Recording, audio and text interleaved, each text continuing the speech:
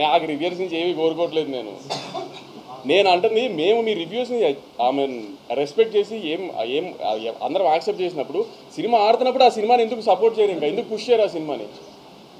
మీరు అబ్జర్వ్ చేశారా? ఏ వెబ్సైట్లో కూడా రివ్యూస్ వచ్చిన ఏ వెబ్సైట్లో కూడా గత 4 రోజులుగా సినిమా బాగా ఆడుతుంది, కలెక్షన్స్ బాగా ఆడుతున్నాయి అని ఒకే ఒక వెబ్సైట్లో వచ్చిన ఆర్టికల్, మిగతా దేంట్లోనూ రాలా. అంటే ఏంటి ఉద్దేశం? మీరు రివ్యూ బాగా ఇవ్వకపోతే సినిమా ఆడకూడదా? ఈ మధ్యకాలంలో మీరు రివ్యూలు ఇచ్చిన బాగా రివ్యూలు ఇచ్చిన ఏ కమర్షియల్ సినిమా ఆడింది?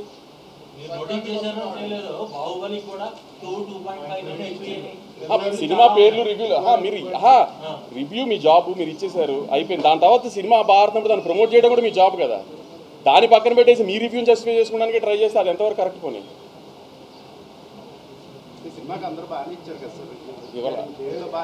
ఇవ్వాల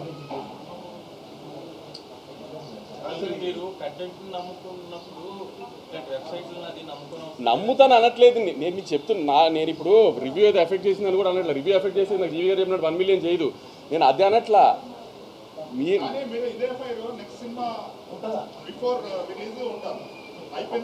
మీరు నెక్స్ట్ సినిమా బిఫోర్ రిలీజ్ నేను ఏమి ఉండాలి అని మీరు అనుకుంటున్నారు ఇవాళ చెప్పండి. అది లేకపోతే నన్ను అడగండి ఆ రోజున. అదే ఏం చేయమంటారు దీంతో? నన్ను చెప్పి అది చేయకపోతే అప్పుడు అడిగి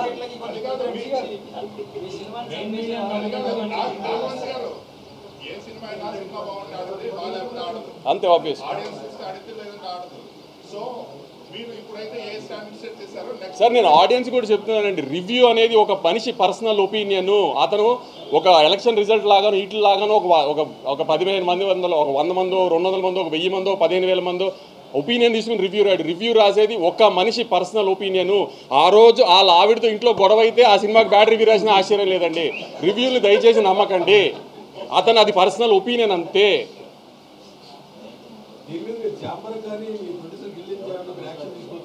ఏమని దేనికి యాక్షన్ తీసుకోవాలండి? ఇప్పుడు మీరు జాబ్, మీరు ఒక ఎంటర్టైన్మెంట్ జర్నలిస్ట్, మీ జాబ్ ఏంటి? రివ్యూ రాయటం. మీరు రాశారు, మేము కాదనట్లా, అయిపోయింది కదా. దాని తర్వాత సినిమాని ఎందుకు ప్రమోట్ చేయట్లా?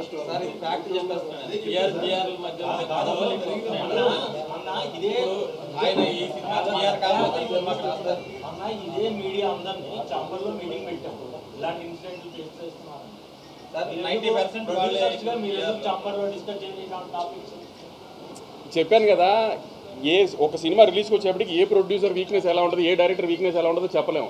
ఏ రోజున ఎవరు బెండ్ అయిపోతారో చెప్పలేము. ఆ బెండ్ అయిన రోజున మళ్ళీ అన్నీ స్టార్ట్ అయిపోతాయి. అందుకే నేను యూనివర్సల్గా ఏం మాట్లాడట్లా. మీకు నన్ను బ్యాన్ చేయకపోయి మీ వెబ్సైట్లో నా సినిమా బ్యాన్ చేయండి, నా సినిమా గురించి రివ్యూ రాయకండి, నా సినిమా నెగిటివ్ రాయకండి, పాజిటివ్ రాయకండి. మీకు మేము అవసరం లేదు, మీరు ఇండిపెండెంట్గా చేసుకోగలుగుతారు అంటున్నారు కదా. సినిమాలతో ప్రొడ్యూసర్లతో సినిమా ఆడటం, సినిమా బాగుండటం మీకు అవసరం లేనప్పుడు అలా చేయండి. పోనీ అదే చెప్తాను కదా, అదే లక్ష్మారావు నేను మీకు చెప్పేది. అదే రివ్యూ రాయటం నేను తప్ప అనట్లా. రివ్యూ రాయటం అతను పర్సనల్ ఒపీనియన్, అతను రాయచ్చు. అతను నచ్చుంటే అతను నచ్చిందని రాస్తాడు, నచ్చింది తర్వాత జరిగిందా నీకు అదే అన్నా. అది ఇంకా బేసిక్ ఎథిక్స్ కదా, సినిమా ఇండస్ట్రీలో ఉన్నప్పుడు అది బేసిక్ ఎథిక్స్గా మెయింటైన్ చేయాలి కదా.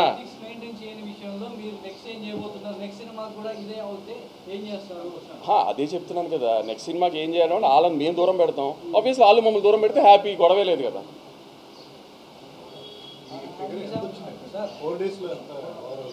Around 70 crores gross hopefully. ఈ సంవత్సరంలో సంక్రాంతికి వస్తున్నాం, ఎలా 3-4 రోజుల్లో బ్రేక్ ఈవెన్ అయిందో అలానే మ్యాడ్ కూడా 4 రోజుల్లో ఆల్మోస్ట్ అన్నియరెస్ట్ బ్రేక్ ఈవెన్ అయిపోయింది. ఒక 2 ఏరియాలు మాత్రం 90%లో ఉంది. అది నేను మా ఇండియన్ 2 కామెడీ చేసుకుంటాం, అది ఇష్యూ కాదు. ఇండియన్ 2 ఎలా అంటే మోర్ ఆన్ ఫన్ సైడ్. ఇప్పుడు ఇండియన్ 2 కొన్ని చెప్పే ఎలా ఉంటాయి అంటే అది కొంచెం ఆ ఎటకారం చేసి చెప్పారు. ఆయన బాగుంది బాగాలేదు అని చెప్పలా, అలా మధ్యలో చెప్పారు. నేను జస్ట్ ఫన్ టోన్లో చెప్తున్నా. ఆయన కొంచెం మీ అందరికీ తెలుసు కదా, ఎక్కువ ఆ చిలిపి మనిషి కదా. అందుకని ఆ స్వాతిరెడ్డి పాట డ్యాన్స్ గురించి చెప్పేటప్పుడు నేను కూడా ఆయనకి అదిదా సార్ లాగా ఇలా ఎలాస్టిక్ లాగుంటే బాగుండు అనుకున్నారేమో లే, అందుకని డిస్పాయింట్ అయి ఉంటారు అన్నట్టు అది ఫన్ టోన్లో చెప్తున్నాను నేను. అది కాదు మిగతా మేము మీ ప్రతిదాన్ని రెస్పెక్ట్ చేస్తున్నప్పుడు సినిమా బాడుతున్నప్పుడు దాన్ని సపోర్ట్ చేయాలి కదా. సినిమా బాడకపోయినా బాడట్లేదని చెప్పట్లేదు కదా ఎవరం. పోనీ దాన్ని ఎందుకు సపోర్ట్ చేయట్లేదు అని అడిగా అంతే. నేను నా సైడ్ అయిపోయింది, మీరు ఏమైనా అడగాలంటే చెప్పండి. సార్ అదే లేదు సార్. Sir ఎంటర్టైన్మెంటే star. నేను చెప్పేది ఏంటంటే ఇందులో ఉన్న కాస్ట్ అండ్ క్రూ మొత్తంలో మీరే స్టార్ కాబట్టి మీరు రిస్క్ తీసుకొని ఇలా మాట్లాడగలుగుతున్నారు. రేపు విజయ్ దేవరకొండ సినిమాకి ఇదే రివ్యూస్ వస్తే మీరు అట్లా మాట్లాడరు, ఎందుకంటే హీరో గురించి ఆలోచిస్తారు. నేను ఇందాక చెప్పింది ఏంటంటే తప్పక కొన్ని చేయాల్సి వస్తుందని అంతే. దీంట్లో మీరే నష్టపోతారు కాబట్టి మీరు సార్ ఇప్పుడు మీడియాలో వెబ్ మీడియా అని స్టార్ట్ చేసింది మీరు అన్నిటికంటే సీనియర్. మీరు చెప్పండి ఎంతవరకు ఇవన్నీ ఎఫెక్ట్ చేస్తాయి కలెక్షన్ని? మరి అది అందుకే అదే ఇప్పుడు న్యూ జన్ సినిమా ఎలా ఉందంటే ప్రతిదానికి అంత కాంప్రమైజ్ అయిపోయి చేయాల్సిన అవసరం లేదు, ఎందుకంటే మార్కెట్ అలా లేదు, ఏది అలా లేదు. కాబట్టి అందరూ అది తెలుసుకుంటే బెటర్. సినిమాలు తీస్తాం బ్లడ్ బాత్లా ఉంది, ఏమి జోక్గా లేదు సినిమాలు తీయడం. ఏమి ఒక సినిమా తీసి దాన్ని ప్రమోట్ చేసి రిలీజ్ చేసి జనాన్ని థియేటర్ తీసుకొచ్చి లేకపోతే ఓటీటీ అమ్మి లేకపోతే శాటిలైట్ అమ్మడం అంత ఈజీగా ఏం లేదు ఇవాళ. దాంట్లో మాకు ఇవన్నీ కూడా ఎందుకంటే నా సపోర్ట్ చేయకుండా ఇప్పుడు జరిగిన పరిణామాలను బట్టి మెయిన్ స్ట్రీమ్ మీడియాకి మీకు ఎంత ప్రాధాన్యత ఇవ్వబోతుంది?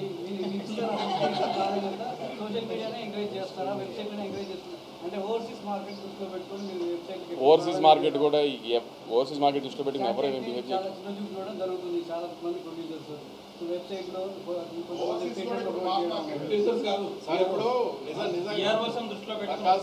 చెప్పండి, నిజంగానే వెబ్సైట్లలో యూట్యూబ్లలో మీరు ఇంటర్వ్యూలు ఇస్తే అమెరికాలో టికెట్లు తెచ్చుకున్నారు. అదే అలా ఏమి దేనికి తెగవండి. ఇప్పుడు ఆ లెక్కన ఇప్పుడు ఆ లెక్క నెలకి 15 సినిమాలు రిలీజ్ అయితే వారానికి 2 వేసుకోండి, నెలకి 10 సినిమాలు రిలీజ్ అయితే ఎన్ని సినిమాలకు ఓపెనింగ్ వస్తుంది? వాళ్ళు చెప్పేది మీరు చెప్పేది ఏంటంటే వాళ్ళకి ఇంటర్వ్యూలు ఇస్తే మీకు అమెరికాలో టికెట్లు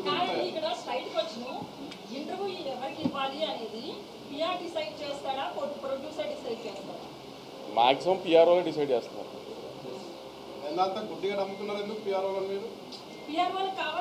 ఇప్పుడు సినిమా అనేది ఒక్కొక్కటి ఒక 10 మంది కలిసి చేస్తే సినిమా, ఒకళ్ళే చేసే సినిమా కాదు కదా. ఇప్పుడు మీడియా దగ్గరికి ప్రమోషన్ దగ్గరికి వచ్చేప్పటికి నాకు కొన్ని ఐడియాస్ ఉండొచ్చు, నా వెబ్ మీడియా చెప్తున్నారు అమెరికాలో ప్రయోజనం లేదు, ఎక్కడా ప్రయోజనం లేదు. మరి అట్లాంటప్పుడు అంత గుడ్డిగా ఎందుకు నమ్ముతున్నారు సార్? నేను ఇప్పటికీ అదే గుడ్డిగా చెప్తాను, ఒక ప్రోమో నచ్చాలి, ఒక పాట నచ్చాలి, ట్రైలర్ నచ్చాలి, అప్పుడే టికెట్ తెగుతుంది. ఇంక ఏం చేసినా టికెట్ తగ్గదు. మిగతా అన్నీ నేను చాలా ఇంటర్వ్యూలో చెప్పా, పలానా డేట్కి మా సినిమా వస్తుంది అని చెప్పడానికి చేసే సోర్స్ ఆఫ్ మీడియానే ఇంటర్వ్యూస్ కానీ యాడ్స్ కానీ అన్నీ. దానికి పిఆర్ఓలు వీళ్ళకి చేయమంటే వాళ్ళకి చేస్తున్నాం అంతే. ఏదైనా కంటెంట్ నచ్చకుండా మీరు ఎన్ని ఇంటర్వ్యూలు ఇచ్చినంత మాత్రం ఓపెనింగ్ తేలేము. కంటెంట్ నచ్చితే మీరు ఇంటర్వ్యూ ఇవ్వని ఓపెనింగ్ వస్తుంది. మరి నేను మళ్ళీ చెప్తున్నానండి, నాకు ఎవరి మీద పగలేదు, గొడవ పెట్టుకోవాలని నేనేం రాలేదు.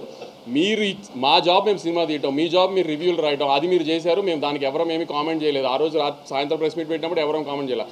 దాని తర్వాత జరిగిన పరిణామాలు ఏవీ కరెక్ట్గా జరగలేదు ఈ సినిమాకి సంబంధించి. అలాంటివి మాత్రం రిపీట్ చేయొద్దు. రిపీట్ చేస్తే మీరు అన్నట్టు మీ దారి మీద చూసుకుందాం, మా దారి మీద చూసుకుంటాం అంతే.